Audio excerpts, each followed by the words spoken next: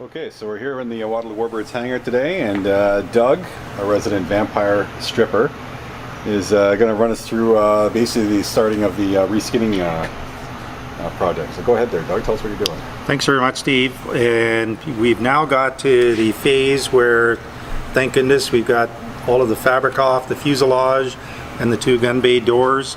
And we're now to the point where it's time to recover them again. And as you can see, while looking at the gun bay door, we actually have the seal at the bottom of the door. We've covered with aluminum tape so we don't have to take it off. But what we've done is we've covered the door and the fuselage now with 2 coats of aircraft grade varnish. And we're lightly buffing that off. And now the next stage, just before we go to put the fabric on, is our aircraft technician Andre would like us to cover some of the sharp edges with an extra little coating of the fabric that's going over top. And it's interesting because you can see the fabric here. It's a poly fabric, white color, but It's a Seekonite, right? I think that's what I think so. Yeah. And what's happened with that is I've traced out the pieces that I need to do to cover the edges here, and this is an actual example because these are the pieces I'm going to use on the second gun bay door. And then what I've done is I've doped up each of the lines that encompass the fabric. And what this will do is, instead of cutting it and fraying the fabric, because it's doped up already, it's going to cut in a nice solid square line, will not fray.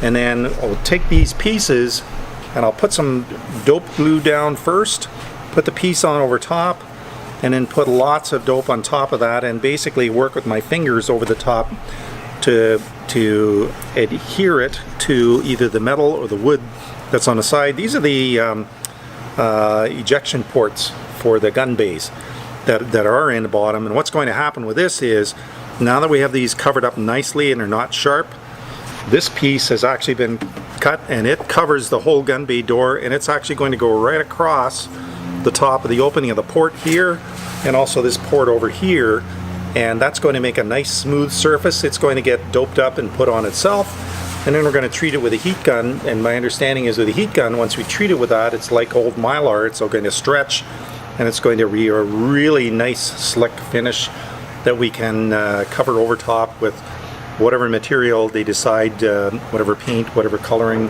whatever finish we want to have on the airplane. So we're actually now getting to the point where we've stripped it all off.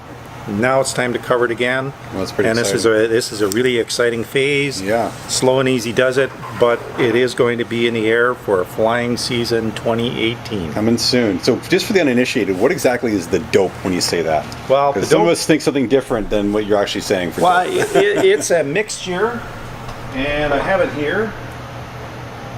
It's 2 things get mixed together. The dope itself, it's actually it's Rando proof. This is the glue, and this is a certified nitrate thinner. These get mixed together, and it sort of... It's like an adhesive, I guess, eh? Well, it's an adhesive. It looks like green snot. Oh.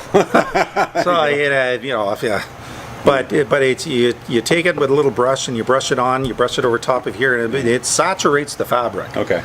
But the interesting thing is, it actually dries fairly quickly. And then when you hit it with the heat gun, then it'll loosens up, and then right. Okay. With the fabric itself, once you've got a big sheet of fabric on, you get it stuck on, and then my understanding is, I haven't done this yet, but I know that experts here have.